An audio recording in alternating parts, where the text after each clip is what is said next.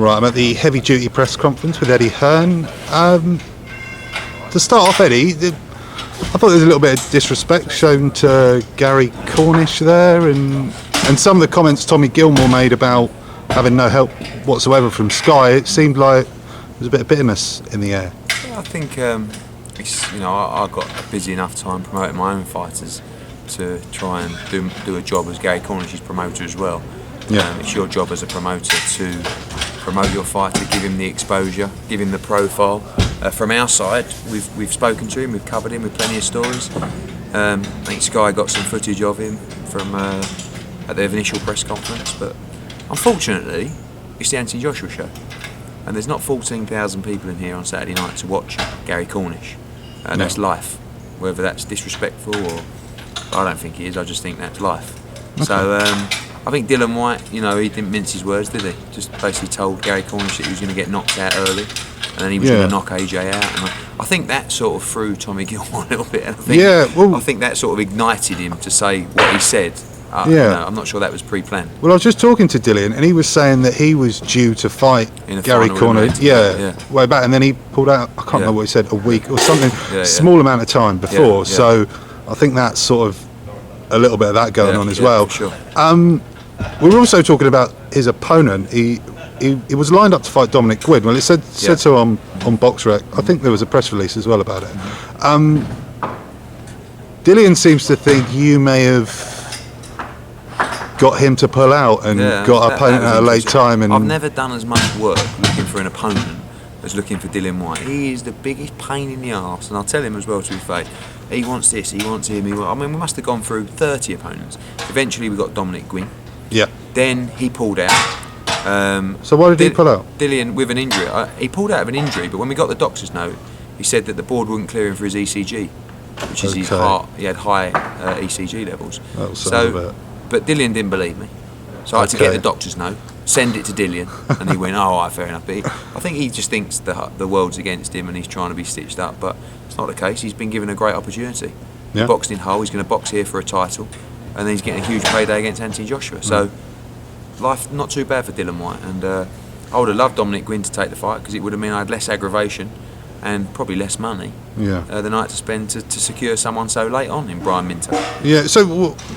Is it more a case of people don't want to fight Dillian Whyte for the money available, or undefeated fighters, or fighters who have what they perceive to be a future in the game, do not want to come to London at this stage in their career to fight a fellow 15 or 16-0 fighter without much on the line? Yeah, that's pretty much it. And to be honest with you, as third fight on the card, the budget isn't as cheap as a headline event, so of course there's not as much money as there would be if he was headlining.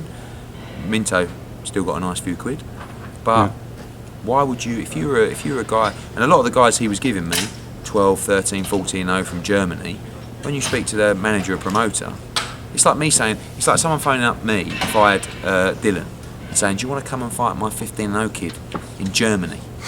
You go, no, exactly, leave it out, I'm fine, thanks. So it is what it is. Minto will bring it.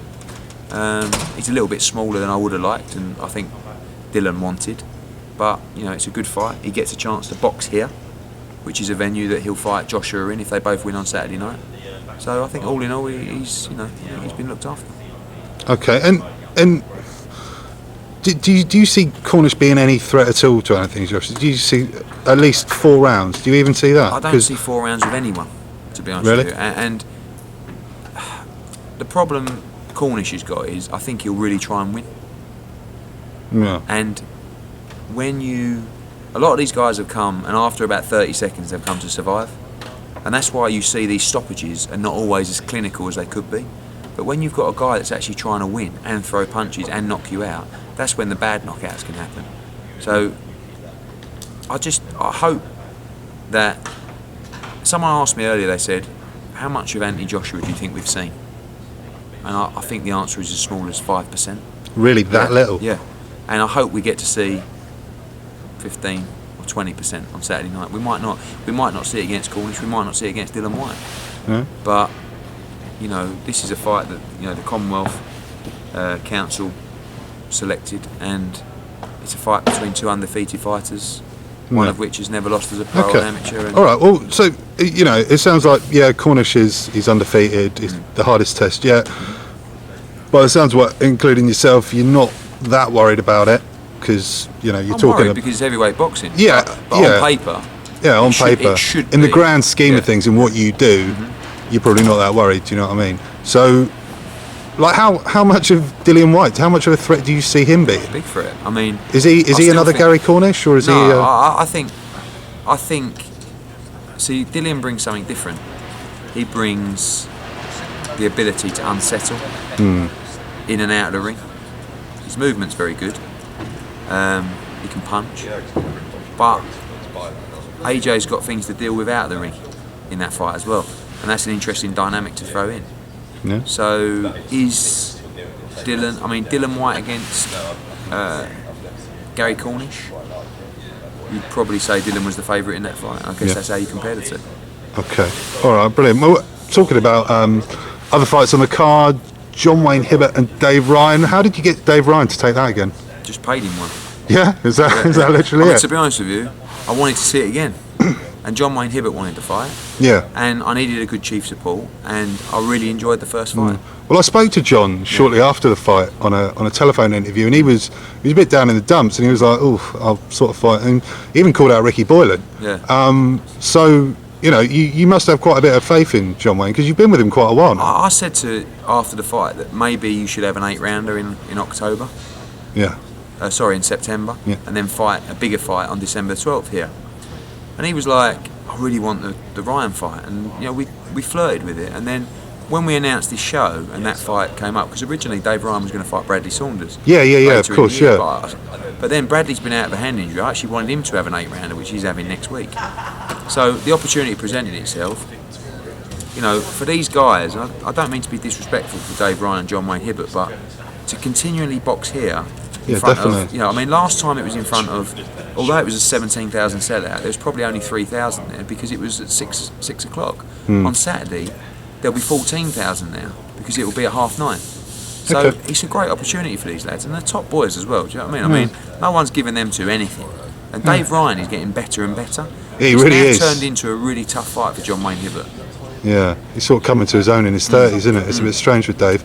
And what else we got going on? Charlie Edwards against Louis Norman. Charlie Edwards. I was Which is talking a to great Charlie. fight, He makes friends quickly, Yeah. doesn't he? It's a fight that he asked for. I wouldn't personally. I think I would have said it was a little bit too early. But he wants it. His dad wanted it. I believe he can win the fight. But do you want to gamble your career after 4 fights? Yeah, definitely. Well, He does, and good luck to him. I was speaking to him, and he seems to want to clean up the flyweight Yeah. pretty quickly and move up a weight and not really hang about. It's down at these low weights. You never see a bad fight because they're just absolutely non-stop, and I can see that going the full 10. I can, and it's a fight, like I said, could have been for the British. Could have been possibly even for the European in terms of the standard. Certainly for the British title. And it's unusual that two kids in their position will meet each other at this stage. Okay, brilliant. And obviously we've got loads of great prospects on the bill. Like if I spoke about all of them, you'd have to leave. So I'll move on to what's going on with Kell Brook, Diego Chavez. Kell and yourself both kind of said a few months ago, Kell's kind of grown out of fighting in Sheffield and things like that. Is this a bit of a case as you're waiting for the Tim Bradley fight? Because that's the big fight. The Tim Bradley fight is definitely our top priority. Yeah. For a fight of that magnitude to be made, you kind of need a blank canvas in terms of the revenue stream. And with pairing this up with Klitschko Fury, it wasn't possible to bring Tim Bradley over, and that's just being fair enough. honest That's and the okay. truth. So, we needed a fighter that I felt was very credible.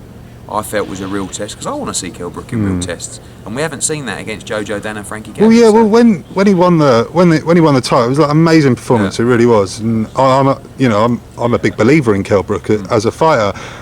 Like you and Kell were like, Thurman, and even Mayweather was talking about. We mention those names because they're the fights we want, and I'm asked who we want to fight, and they're the people. And yes, we've talked to Bradley's team. Yes, we had massively in-depth talks with Brandon Rios' team as well.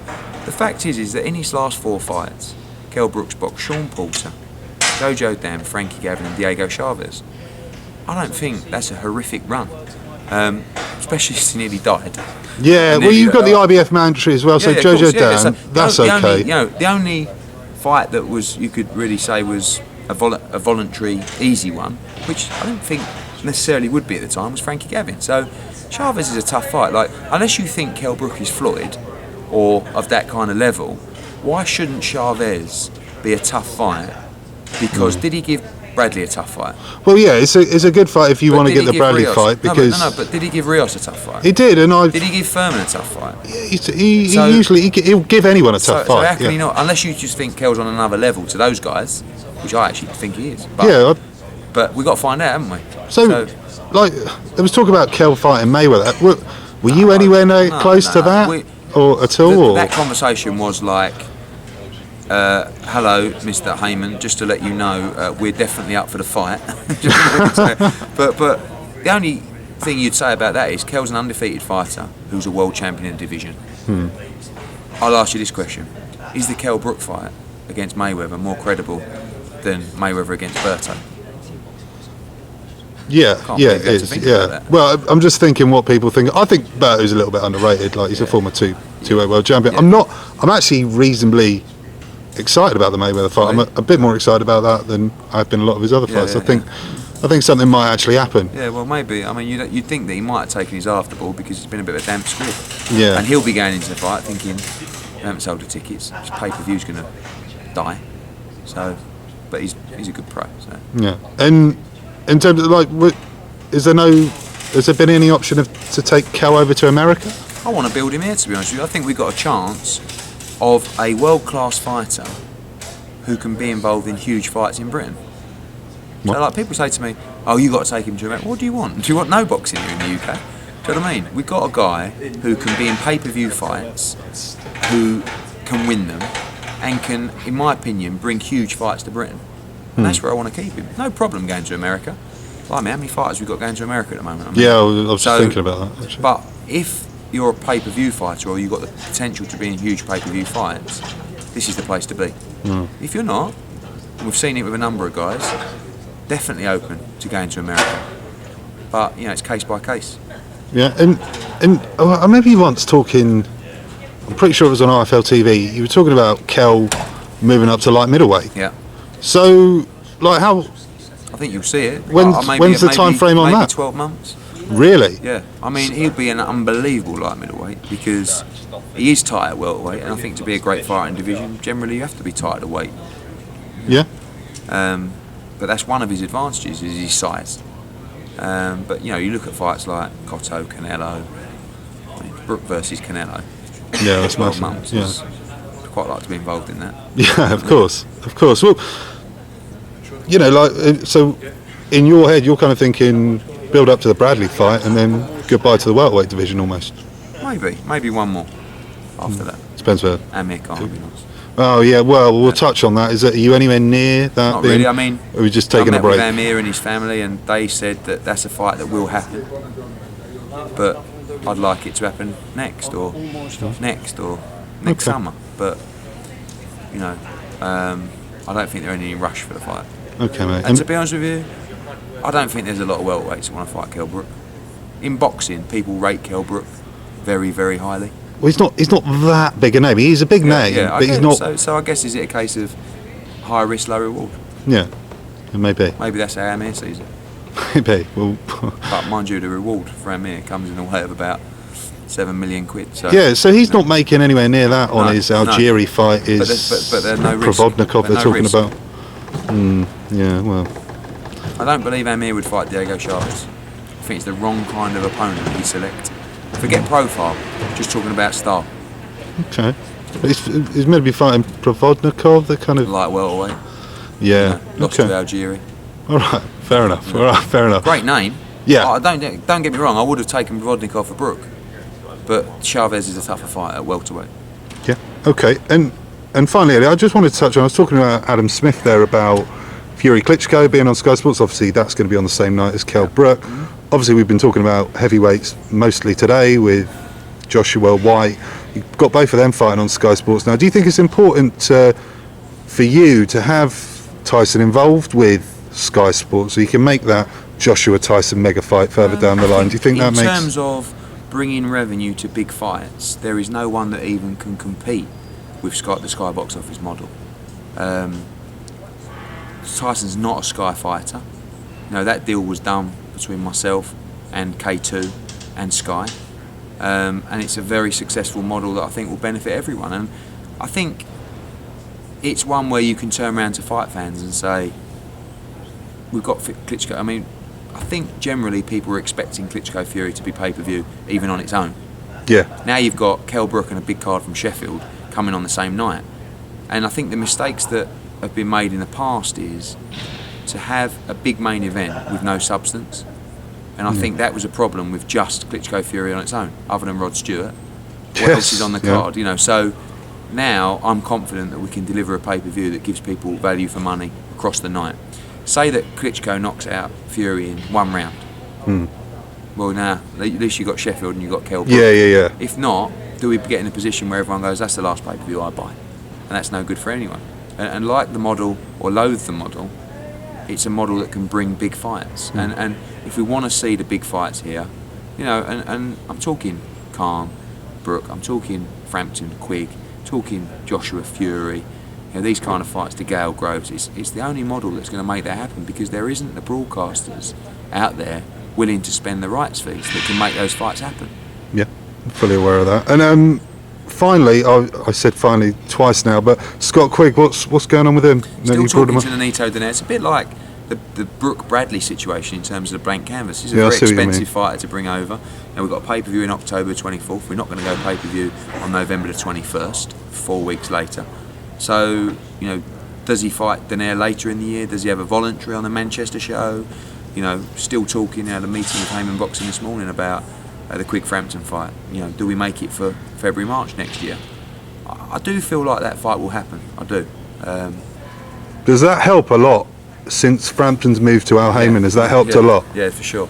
You know, I speak to them 2 or 3 times every day. Really? Making fights. You know, we're not just about Selby and DeGale, but about McDonnell. You know, about Burns Figueroa. You know, we've got Cleverly Fonfara.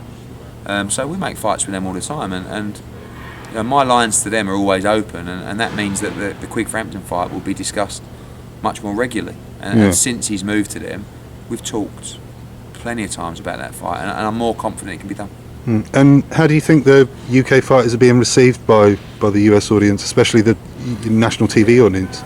I think they've done well out there. I mean, you know, Burns was in a great fight with Figueroa. McDonnell was in 2 really good fights. DeGale was in a good fight with Durrell.